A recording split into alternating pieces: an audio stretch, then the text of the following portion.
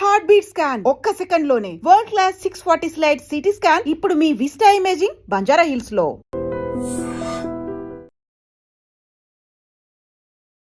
నమస్తే, నేను Kavitha. Welcome to I dream news and నిజాలు.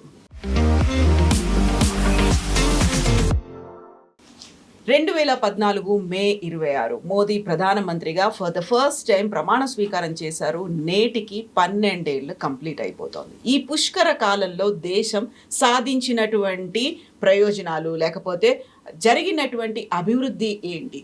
మోదీ హయాంలో అభివృద్ధి కంటే కూడా అరాచకాలే ఎక్కువ జరిగాయి అని విపక్షాలు ఎందుకంటున్నాయి? దీంతో పాటుగా మోదీ 3.0 ఎలా ఉంది? ప్రభుత్వ వ్యతిరేకత ఏమైనా ఉందా?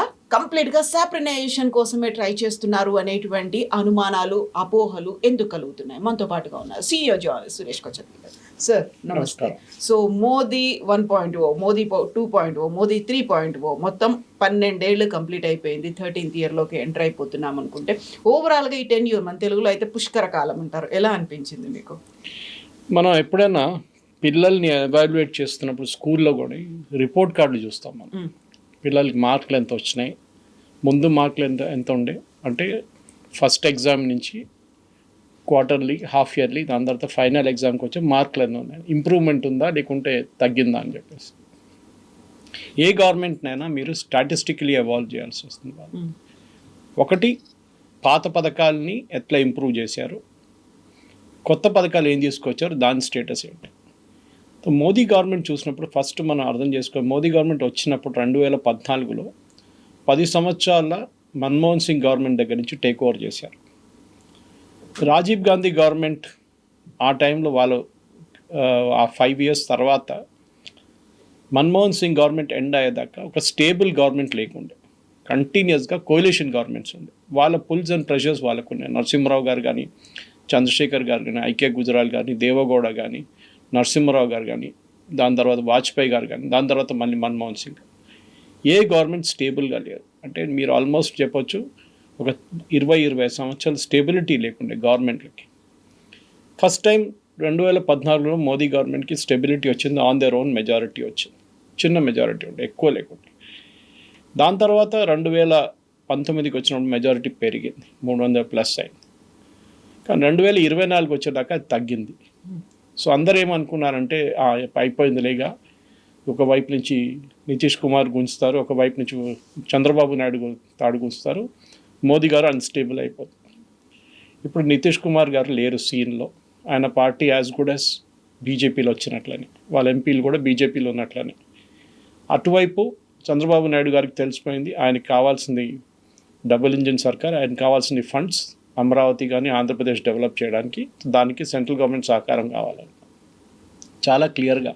ఐ థింక్ నాకైతే అనిపిస్తుంది possibly first term, second term కన్నా మోదీ గారు ఇప్పుడు థర్డ్ టర్మ్లో ఇంకా పవర్ఫుల్ ఉన్నారు. చాలా స్టేబుల్గా ఉన్నారా? పవర్ఫుల్ కూడా, స్టేబుల్ అయితే ఉన్నారు కానీ పవర్ఫుల్గా ఉన్నారు.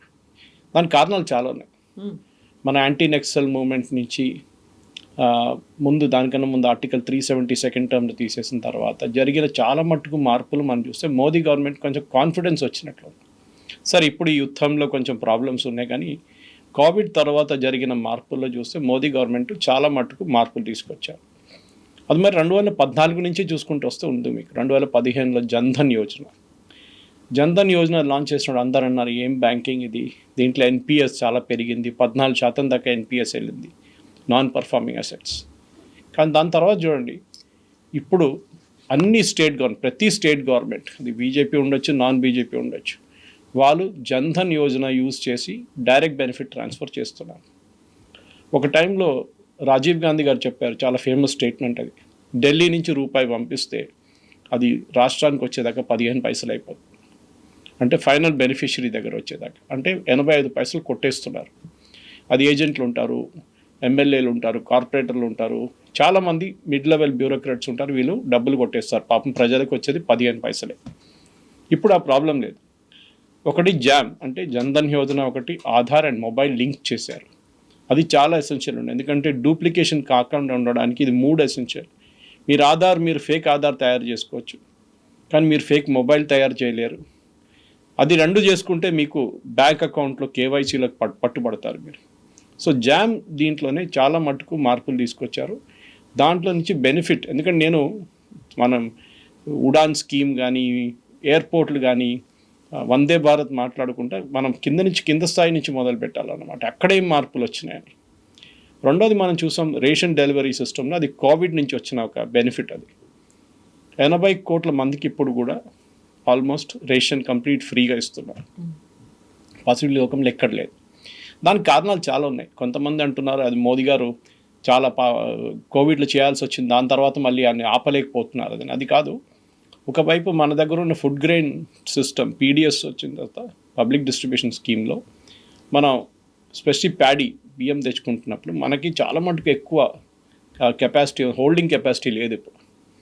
అంటే ప్రొడక్షన్ చాలా పెరిగిపోయింది. ఈవెన్ గోధుమలు కూడా, మీరు నార్త్ ఇండియా వైపు చూస్తే గోధుమలు కూడా చాలా పెరిగింది అక్కడ, అది ఇటువైపు. So wheat production, rice production పెరిగినప్పుడు దాన్ని ఫుడ్ కార్పొరేషన్ ఆఫ్ ఇండియా గోడౌన్లో ఎక్కువ రోజులు మీరు పెట్టుకోలేరు, ఎలుకలు తినేస్తాయి అంతే. దాన్ని బయటికి పంపించాల్సి. సో ఎప్పుడో ఒకసారి సుప్రీంకోర్టు అడిగారు ఆ క్వశ్చన్ ఒక 10 సంవత్సరాల ముందు, ఎలుకలకి ఇచ్చే బదులు మనుషులకి ఇవ్వచ్చు కదా అని చెప్పేసి. సో అదే చేశారు. సో మనుషులకి ఇవ్వడం మొదలుపెట్టారు. సో ఏమైందంటే వాళ్ళు షాప్కి వెళ్ళి కొనే బియ్యం తగ్గిపోయింది, వాళ్ళ కాస్ట్ తగ్గిపోయింది. ఆ డబ్బులు మిక్క ఏంటంటే దానికైనా యూస్ చేసుకున్నారు వారు. పిల్లల బుక్కులు కొనడానికో బ్యాగులు కొనడానికో వాళ్ళ ఓన్ యూస్ కోసం వాడుకున్నారు. ఇదొక మేజర్ మార్పు అన్నమాట. ఇది కాకుండా చాలా మటుకు చిన్న చిన్న స్టెప్స్ అట్లా. For example digitization of land records, ఇది చాలా పెద్ద ఇష్యూ. మనం ఎప్పుడు దీన్ని సీరియస్గా తీసుకోం, మన రాడార్లో రాదు ఇది. కానీ మన పల్లెటూరుకి వెళ్తే తెలిసిపోతుంది. ఒక ల్యాండ్ హోల్డింగ్, అది 1 ఎకర్ ఉండొచ్చు, ½ ఎకర్ ఉండొచ్చు, 200 స్క్వేర్ యార్డులు ఉండొచ్చు, ఏదైనా కానీ అక్కడున్న రైతులకి వాళ్ళ భూమి ఏదని వాళ్ళకి క్లారిటీ లేదు. సో మోదీ గవర్నమెంట్ ఏం చేశారంటే కంప్లీట్గా శాటిలైట్ ఇమేజరీ యూస్ చేసి డిజిటైజ్ చేశారు రికార్డ్స్ అంతా. ఇప్పుడు ఏ రైతుకి ఏ భూమి ఉందని డిజిటైజేషన్లో ఉంది. మీరు మెజర్ చేయక్కర్లేదు, ఫిజికలీ వెళ్ళి నా స్థలం ఇది, నా భూమి ఇంత, కంప్లీట్గా వాళ్ళ పాస్బుక్లో ఉంటుంది ఆ డీటెయిల్స్ అని. స్టేట్ గవర్నమెంట్తో సహకారంతో చేశారు చాలా మటుకు. ఇంకా పనులు నడుస్తున్నాయి కాదు. ఇది చేసుకుంటూ వెళ్తున్నాం. మనం ఫస్ట్ మోదీ గారు ఇంప్లిమెంట్ చేసిన ఒక స్కీమ్ ఉజ్వల స్కీమ్, అక్కడ కూడా చాలామంది అన్నారు ఏంటిది ఫ్రీ గ్యాస్ ఇవ్వడం అది. కానీ లాస్ట్ 10 సంవత్సరాల్లో మనం హెల్త్ కేర్ రికార్డ్స్ తీసుకుంటే అక్రాస్ స్టేట్స్ మెయిన్గా మహిళలకి పొద్దున లేచి వాళ్ళ ఇంట్లో ఈ బొగ్గులతోనో లేకుంటే కర్రలతో తయారు చేస్తున్నప్పుడు చెస్ట్ ఇన్ఫెక్షన్స్ చాలా వచ్చేది వాళ్ళకి. హెల్త్తో పాటుగా ఎన్విరాన్మెంటల్ ఇష్యూస్. మనం అర్బన్ సెట్టింగ్స్లో పొద్దున్న లేచి గ్యాస్ ఆన్ చేసి మనం టీ తయారు చేసుకుంటాం, బ్రేక్ఫాస్ట్ చేసుకుంటాం, తర్వాత లంచ్, మనకు అది టేకెన్ ఫర్ గ్రాంటెడ్ అనమాట. కానీ మహిళలకి వాళ్ళ ఊళ్ళో కర్రలు, ఫస్ట్ అది ఫారెస్ట్కి వెళ్ళాలి, అక్కడ వైల్డ్ అనిమల్ అటాక్ ఉంటుంది. అది కాకుండా తీసుకొచ్చిన తర్వాత ఇక్కడ కుకింగ్ పొద్దున 5 గంటలకు లేచి మొదలు పెడతారు. పిల్లలందరూ భర్త అందరూ బయటికి వెళ్ళినప్పుడు దాకా 10-11 అవుతుంది. వాళ్ళు బయటికి వెళ్ళి పని చేయలేరు. ఇప్పుడు వాళ్ళు 8 దాకా వాళ్ళ పని అంతా ఫినిష్ చేసేసి వాళ్ళు కూడా ఉద్యోగానికి వెళ్తున్నారు, చిన్న పనికి వెళ్తున్నారు వాళ్ళు కూడా. చాలా మటుకు పెద్ద మార్పు వచ్చింది.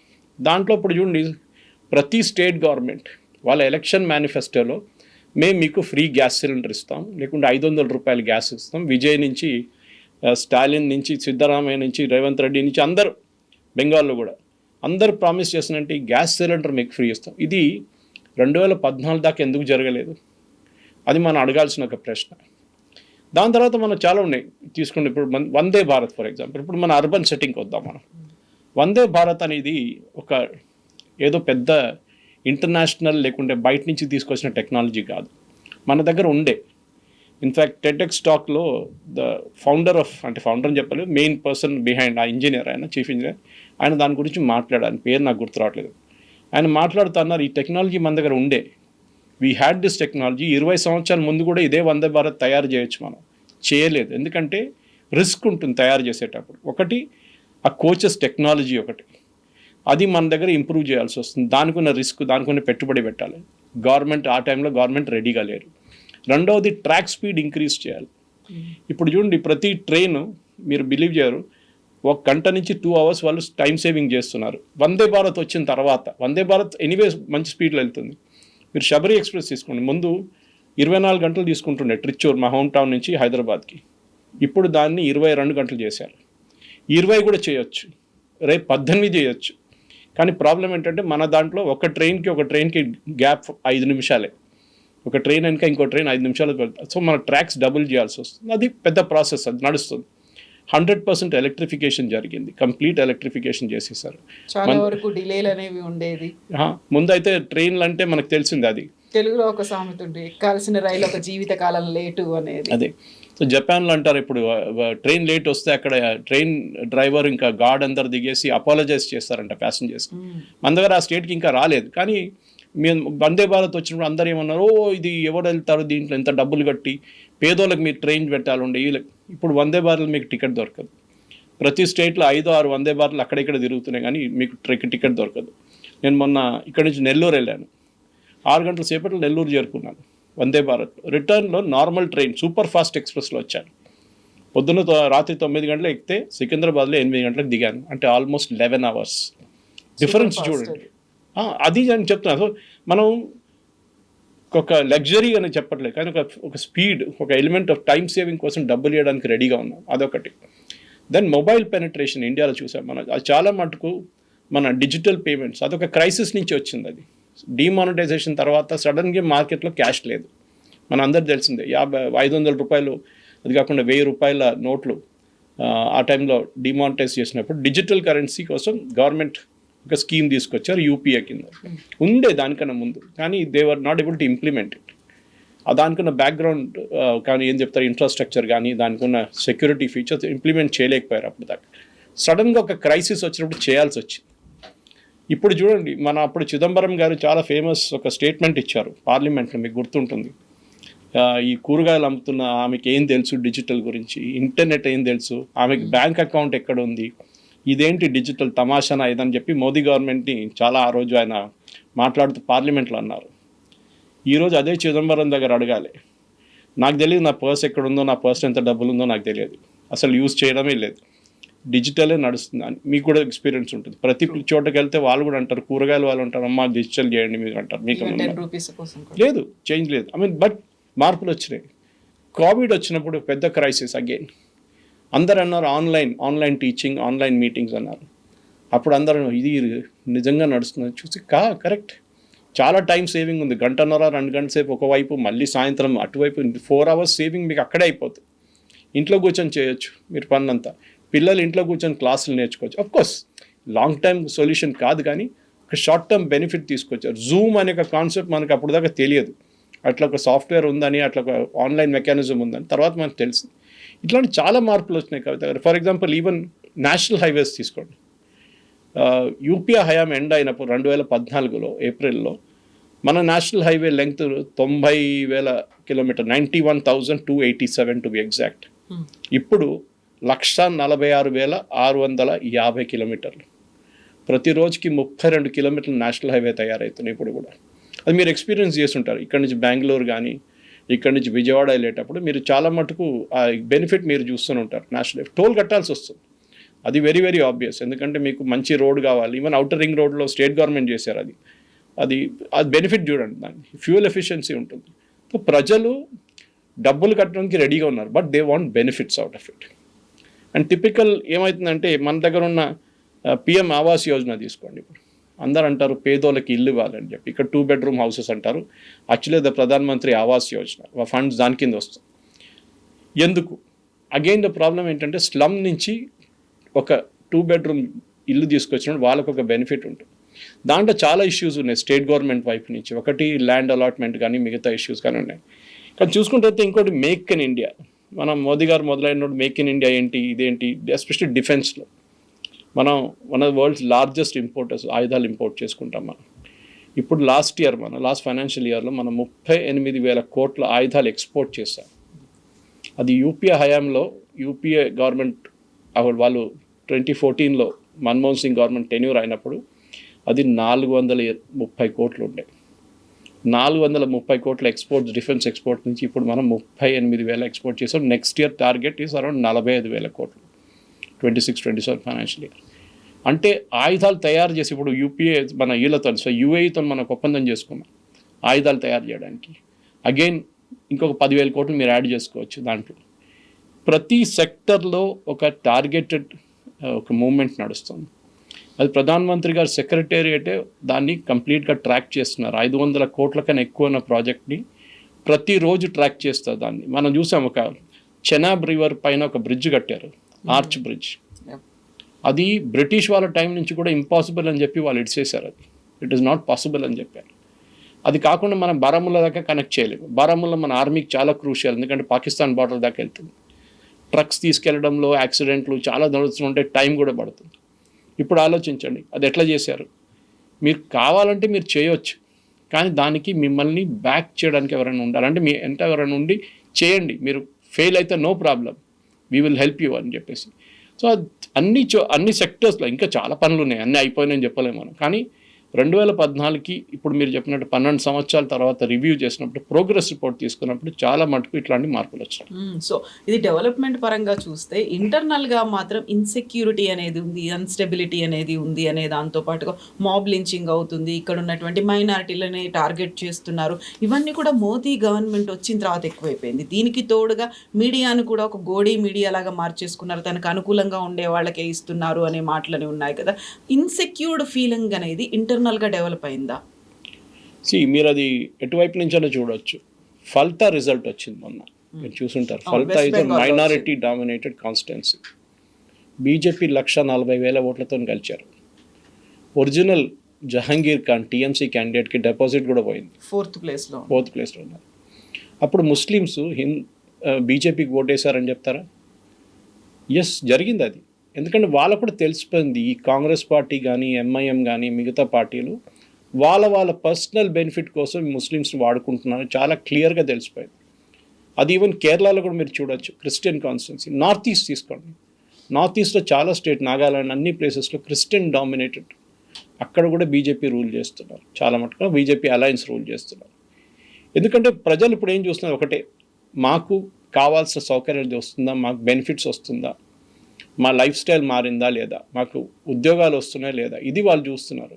మాబ్ లించింగ్, ఎక్కడో ఒక ట్రైన్లో ఇద్దరు కొట్టుకున్నప్పుడు దాన్ని పెద్ద ఇష్యూ చేస్తారు. అదే టైంలో బంగ్లాదేశ్లో లక్షల మంది హిందువుల్ని అక్కడ అటాక్ చేసి చాలామంది హిందువులను చంపేసినప్పుడు అప్పుడు ఎవరికి ప్రాబ్లం లేదు.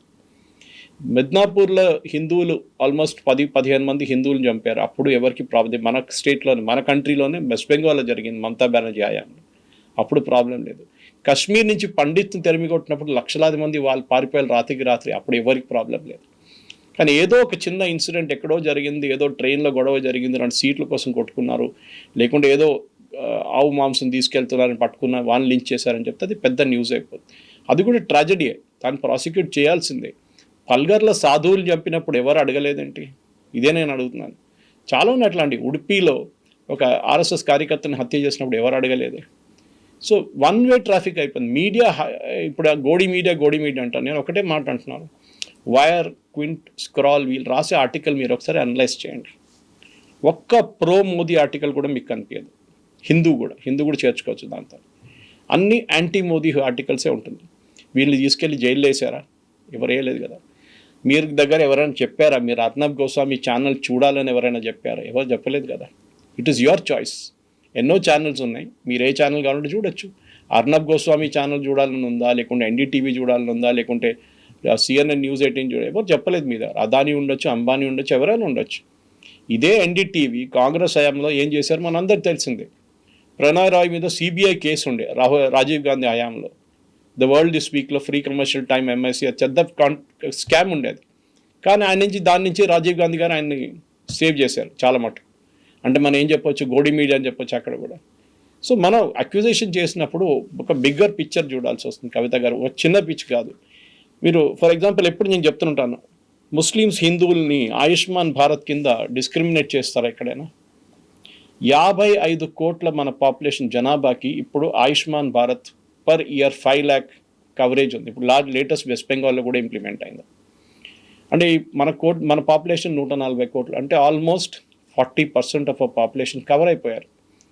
ఓకే, మిగతా ఉన్నాయి, మిడిల్ క్లాస్ పాపులేషన్ ఉంది, వాళ్ళకి కావాలంటే ఇంకొక స్కీమ్ కూడా గవర్నమెంట్ ఇంట్రడ్యూస్ చేయాల్సిందే, చేశారు కూడా కొన్ని స్టేట్స్లో. ఓకే, అంటే పేమెంట్ బేసిస్ చేస్తున్నారు. కానీ మనం మెయిన్గా ఒక మార్పు తీసుకొస్తున్నాడు. బేటీ పడావ్ అని చెప్పగానే అక్కడ కూడా చాలా మటుకు ఇది ఎట్లా చేస్తారు. 400 డిస్ట్రిక్ట్స్లో ఇప్పుడు ఈ స్కీమ్ నడుస్తుంది. దాని బెనిఫిట్స్ మనం డీటెయిల్డ్గా వాళ్ళ వెబ్సైట్లో ఉంది, మనం చూసుకోవచ్చు.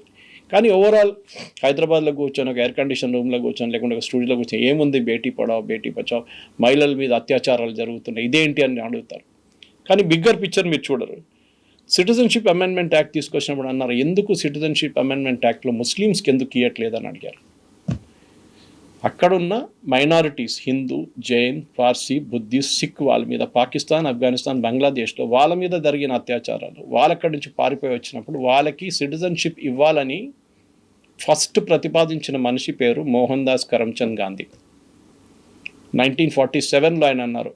నెహ్రూ లియాఖత్ ప్యాక్ట్ సైన్ చేశారు. మొహమ్మద్ లియాఖత్ అలీ ఖాన్ అండ్ నెహ్రూ, అప్పుడు first prime minister of Pakistan. దాంట్లో ఏమన్నారు, అక్కడున్న 14% మంది హిందువుల్ని మేము కాపాడుకుంటామని చెప్పి లియాఖత్ ఒక అగ్రిమెంట్ సైన్ చేశారు. నెహ్రూ కూడా ఇటువైపుని చేశారు. మన వైపు ఉన్న పాపులేషన్ 34% దాకా పెరిగింది. ఇప్పుడు పాకిస్తాన్లో ఉన్న 14% హిందువులు 1% వచ్చేసారు. ఎవరు ఫెయిల్ అయ్యారండి అప్పుడు? They failed. కానీ వాళ్ళందరూ పారిపోయి మన దగ్గరకు వచ్చారు. రాజస్థాన్ కానీ, ఢిల్లీ కానీ, ఇటువైపు బెంగాల్ నుంచి చాలామంది మతువా కమ్యూనిటీ 1 కోటి మంది వచ్చేసారు మన వైపు. వాళ్ళకి సిటిజన్షిప్ ఇవ్వాలి కదా, ఇచ్చినప్పుడు కూడా ముస్లిమ్స్కి ఇవ్వాలి. అట్లాంటి మరి పాకిస్తాన్ మాకు ఇచ్చేసేయండి అయిపోతుంది కదా. పాకిస్తాన్ కావాలని చెప్పి ఇక్కడున్న హిందువులు ఓట్ చేశారు. 98.9% ముస్లిమ్స్ మాకు సెపరేట్ కంట్రీ కావాలని చెప్పి ఓట్ వేసిన దాంట్లో ఓన్లీ 50% కన్నా తక్కువ మంది పాకిస్తాన్కి వెళ్ళారు. మిగతా వాళ్ళు ఇక్కడే ఉండిపోయారు. సో మీరు మళ్ళీ ఏమంటున్నారు, వాళ్ళు అక్కడి నుంచి తీసుకోవాలి, మళ్ళీ పాకిస్తాన్ మాకు ఇచ్చేసేయండి అయిపోతుంది, మర్జ్ చేసుకుందాం, ఇటు బంగ్లాదేశ్ కూడా తీసుకుంటాం మనం. Why should we give that? Digital India వచ్చినప్పుడు చాలామంది అన్నారు, ఏంటి డిజిటల్ ఇండియా పేమెంట్స్ గురించి మనం అప్పుడు మాట్లాడాం. డిజిటల్ ఇండియా ఏముంది మనం చూపించాం ఎట్లా చేయవచ్చు అనేది. ఈ నామ్ గురించి నేను చెప్పాను మీకు. చూడండి, 1.7 crore ఫార్మర్స్కి డిజిటైజ్ చేసేసాం, మొత్తం వాళ్ళ ల్యాండ్ రికార్డ్స్ డిజిటైజ్ చేసాం. ఫసల్ బీమా యోజన 1.5 లక్ష మంది, ఆల్మోస్ట్ 1.5 crore క్లెయిమ్స్ డైరెక్ట్లీ ఫార్మర్స్తో సెటిల్ చేసుకున్నాం. అంటే ఏదో వరదలు వచ్చింది కానీ, గాలివాన వచ్చింది కానీ, ఏదైనా వస్తే కూడా, ఆర్ ఈవెన్ పెస్ట్ అటాక్ జరిగితే ఫార్మర్స్కి డైరెక్ట్ ఇన్సూరెన్స్ ఇస్తున్నారు. ముందు అట్లా కాకుండా డ్యామేజ్ అయిన తర్వాత వాళ్ళు అప్లై చేస్తారు, మా మొత్తం కొట్టుకుపోయింది, మా రెడీగా ఉన్న చేతికి వచ్చిన పంట పోయిందని చెప్తారు. ఇప్పుడు దాన్ని కూడా స్కీమ్ తీసుకొచ్చారు. గతి శక్తి అని చెప్పి నేషనల్ డిజిటల్ ఒక మాస్టర్ ప్లాన్ హైవే కన్స్ట్రక్షన్స్కి. ఇప్పుడు నేను చెప్పిందండి 12 కిలోమీటర్లు ఉండే యూపీఐ హయాంలో పర్ డే కన్స్ట్రక్షన్, ఇప్పుడు అది 37 కిలోమీటర్లు పెరిగింది. నేను 36 చెప్పాను, యాక్చువల్లీ తప్పు. 37 కిలోమీటర్స్ పర్ డే హైవే కడుతున్నారు. హర్ ఘర్ జల్, ఇదొక చాలా పెద్ద ప్రాబ్లం, ఎస్పెషలీ రాజస్థాన్ లాంటి ప్లేసెస్లో. మన దగ్గర ఇక్కడున్న government, Telangana government, BRS government అప్పుడు ఏం చెప్పారంటే, మాకు అక్కర్లేదు జల్ జీవన్ మిషన్, ఎందుకంటే మేము మొత్తం 100% కవరేజ్ ఇచ్చేసా ఉన్నారు. తర్వాత రేవంత్ రెడ్డి గవర్నమెంట్ వచ్చిన తర్వాత అన్నారు, కాదు మాకు డబ్బులు కావాలి, వీళ్ళు చెప్పిన ఫిగర్స్ అంతా ఫేక్ అని చెప్పారు. హర్ ఘర్ జల్ ప్రోగ్రామ్ని చాలా మటుకు మహిళలు, మనం ఎల్పిజి గ్యాస్ గురించి మాట్లాడాం, ఉజ్వల స్కీమ్, ఇది ఇంకొక ప్రాబ్లం.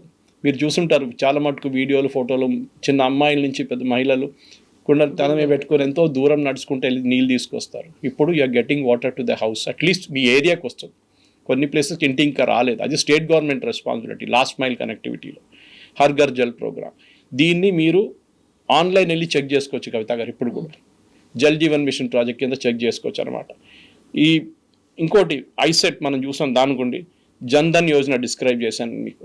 అది కాకుండా Kisan Samman Nidhi, local currency settlement, అదొకటి ఉంది. చెప్పుకుంటూ చాలా ఉన్నాయి. ముద్రా స్కీమ్ తీసుకుందాం. ముద్రా స్కీమ్లో 27 లక్షల కోట్లు లోన్స్ డిస్ట్రిబ్యూట్ చేశారు. దాంట్లో 70% మంది మహిళలు. లాస్ట్ కౌంట్ ప్రకారం 35 నుంచి 37 కోట్ల మంది మన దేశంలో ముద్రా లోన్లు తీసుకున్నారు. అది చిన్న ఒక కొట్టు పెట్టుకోవడానికో, ఒక వెల్డింగ్ షాప్ పెట్టుకోవడానికో, 5 కుట్టు మిషన్లు కొనడానికో, దేనికైనా ఉపయోగం సార్. 50,000 నుంచి 10 లక్షల దాకా వితౌట్ కొలాటరల్ తీసుకున్న తర్వాత కట్టిన వాళ్ళకి మళ్ళీ ఇన్సెంటివ్గా ఎక్కువ లోన్లు ఇస్తున్నారు. మీరు ఆలోచించి, మన పాపులేషన్ 140 crores, 40 కోట్ల మంది తీసుకున్నారంటే ఒక ఫ్యామిలీలో 3-4 పెట్టుకుంటే almost entire population has been covered అనమాట. Nothing like it. దీనికన్నా ముందు మీకు ఏమైనా బ్యాంక్ లోన్ కావాలంటే కొలాటరల్ పెట్టాలా, మీ ఇల్లు కానీ మిగతా ఏదైనా పెట్టాలి. ఇప్పుడు అది లేదు.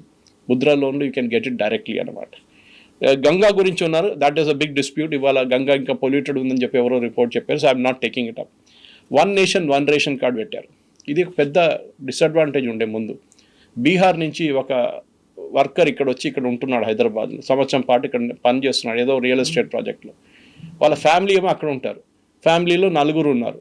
ఆయనకి ఇక్కడ రేషన్ దొరకదు, ఎందుకంటే రేషన్ అక్కడ ఉంది. సో ఇక్కడ కూడా కలెక్ట్ చేసుకోవచ్చు. ఈ కెన్ టేక్ హిజ్ రేషన్, ఆయన ఒక్కరి రేషన్ ఇక్కడ కలెక్ట్ చేసుకో, బికాజ్ బయోమెట్రిక్ పెట్టి. One nation one ration card, మీరు ఎక్కడున్నా కానీ మీ రేషన్ మీరు తీసుకోవచ్చు, మీ ఫ్యామిలీ మిగతా రేషన్ వాళ్ళు తీసుకుంటారు. ఇది మన కంట్రీ డిజిటల్ బ్యాక్ బోన్లో చాలా మట్టుకు ఉన్న ఎఫర్ట్ జరిగింది. ఇట్లా చెప్పుకుంటూ పోతే చాలా ఉన్నాయి. Production linked incentive, mobile phone మ్యానుఫ్యాక్చరింగ్లో ఇప్పుడు మనం we are the biggest, one of the biggest.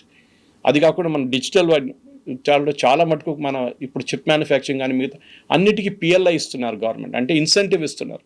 మీరు మొదలు పెట్టండి, ఫస్ట్ 2 years మేము చూసుకుంటాం ఈ ప్రాజెక్ట్స్ అని చెప్పేసి. ఇట్లా చెప్పుకుంటూ పోతే చాలా ఉన్నాయి ఇంకా.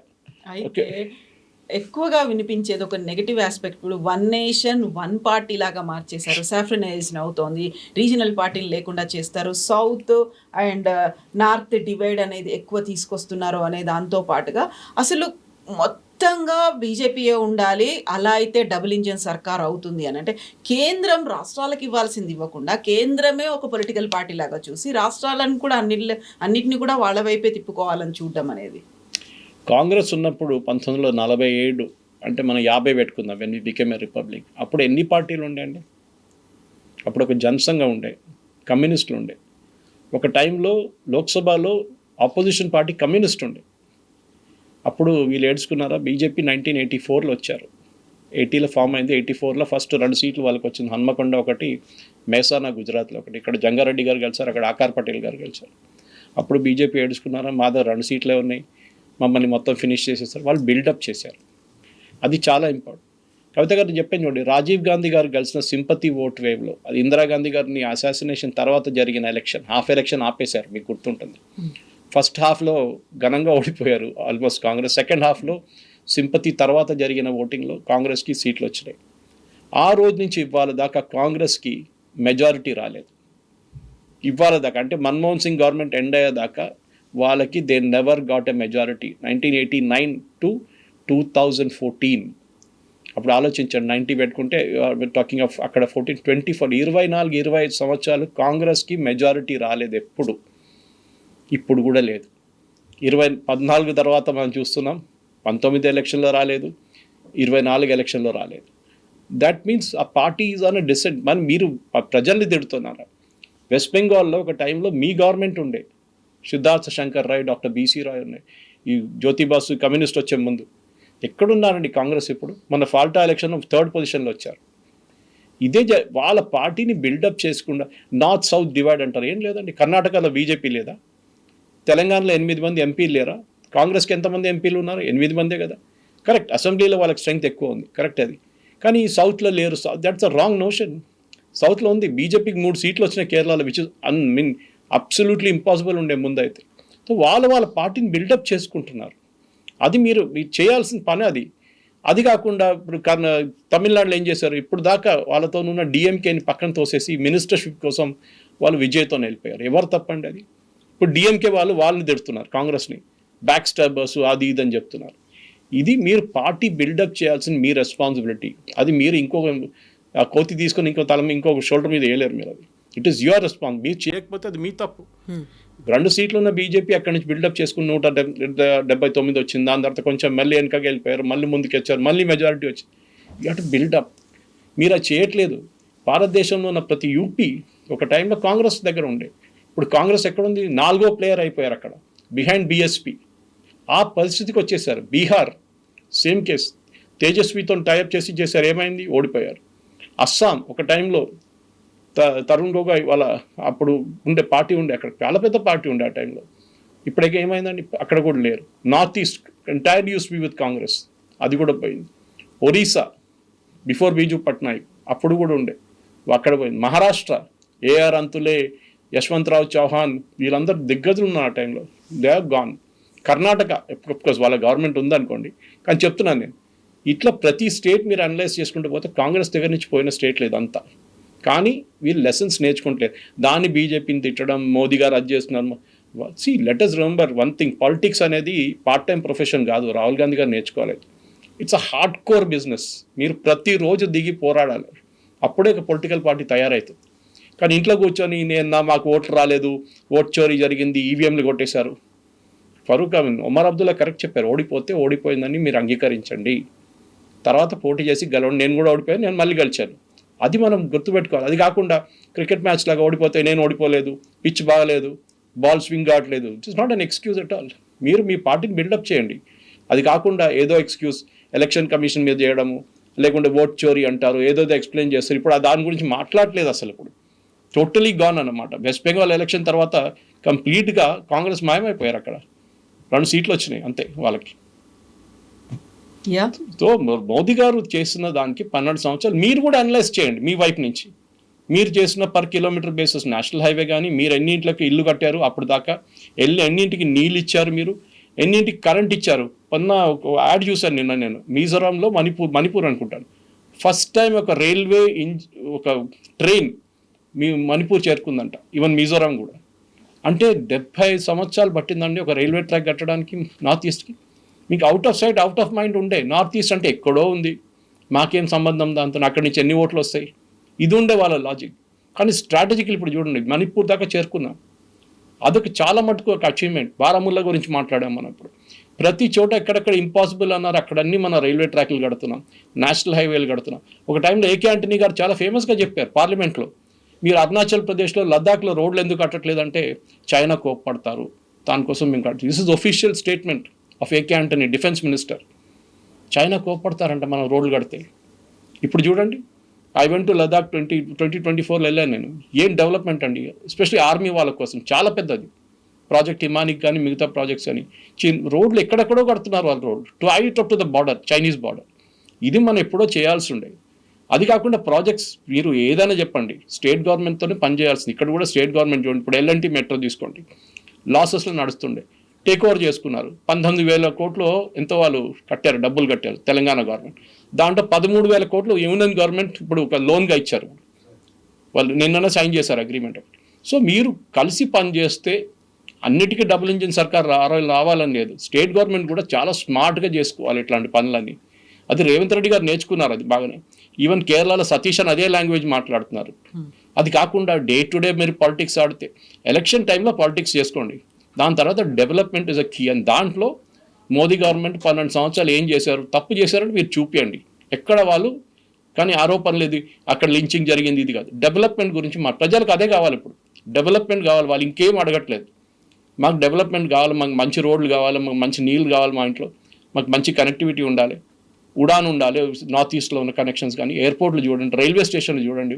ఇదన్నీ మీ హయాంలో చేయాలండి మీదంతా. ఇదైతే రాకెట్ సైన్స్ కాదు ఇది, కానీ చేయలేదు.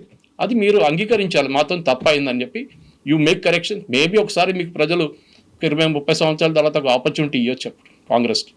Yes, sir. Thank you so much. Thank you very much. Thank you.